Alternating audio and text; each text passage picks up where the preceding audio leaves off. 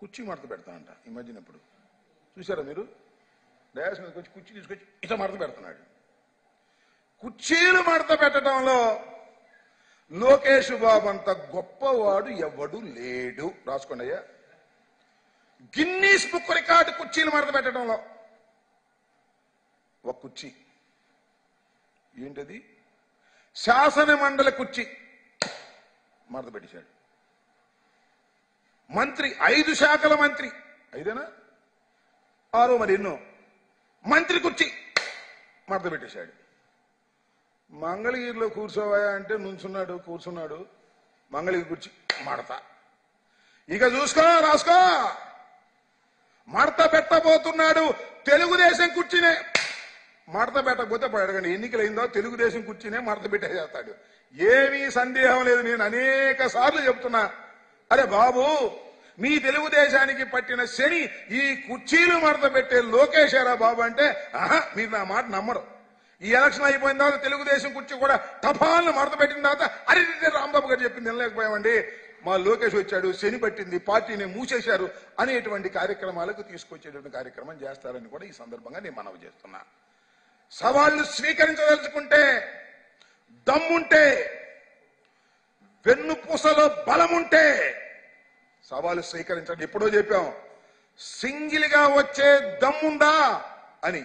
మేము సింగిల్ గా రాలేమండి, సవాల్ అయితే చేస్తాం. మేము వచ్చినప్పుడు మాత్రం గుంపులు గుంపులుగానే వస్తాం.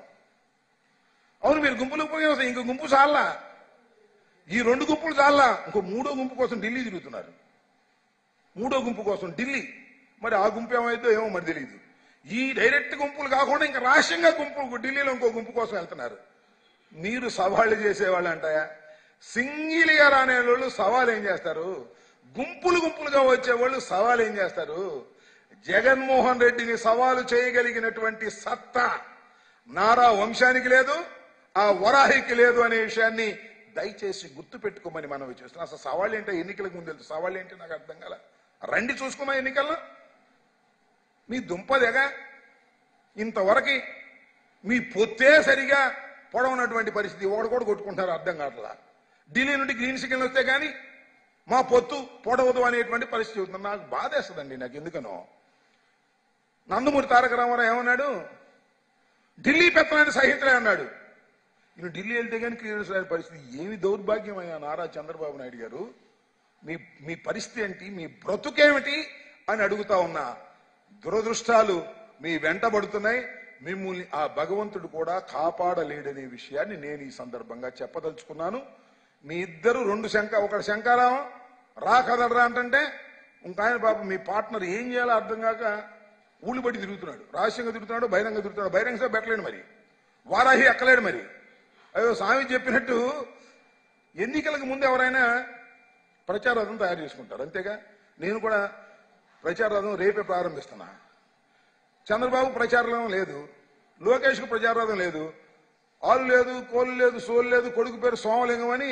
అసలు నువ్వు ఏ పార్టీతో పొత్తు పెట్టుకుంటావో తెలియదు, అసలు నిలబడతావో లేదో తెలియదు, ఎన్ని సీట్లు ఇస్తావో తెలియదు. వారాహి అంట, పెద్ద దేశ పెద్ద మిలిటరీ లాగా. దానికి పెయింటింగ్లు, దాని మీద ఊరేగింపులు. ఏంది ఆర్భాటాలు నాకు అర్థం కాల. సరుకు లేని వ్యవహారాలంటే ఇలా ఉంటుంది.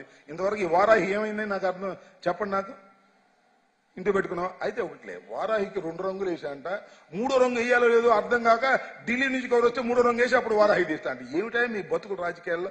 నాకు అర్థం కానటువంటి పరిస్థితి. ఇలాంటి దౌర్భాగ్యమైనటువంటి రాజకీయాలు చేస్తున్నటువంటి ఆ గుంపు అర్థమవుతుందా మీకు? అసలు 3 సిద్ధం సభలు చూసిన తర్వాత కూడా అర్థం కావడం లేదా? జగన్మోహన్ రెడ్డి గారి యొక్క ఫాస్ట్ నిర్ణయాలు చూస్తుంటే మీకు అర్థం కావడం లేదా? మార్పులు చూస్తుంటే అర్థం కావడం లేదా? ఎంత కాన్ఫిడెన్స్ గా ఈ ఎన్నికల రణరంగంలోకి దూకబోతున్నామో, ఎంత కాన్ఫిడెన్స్ గా 175కి 175 కొట్టబోతున్నామో. ఇంతకన్నా ఏం కావాలని అడుగుతా ఉన్నా. పిచ్చి జనం తెలుగుదేశం వాళ్ళు పాపం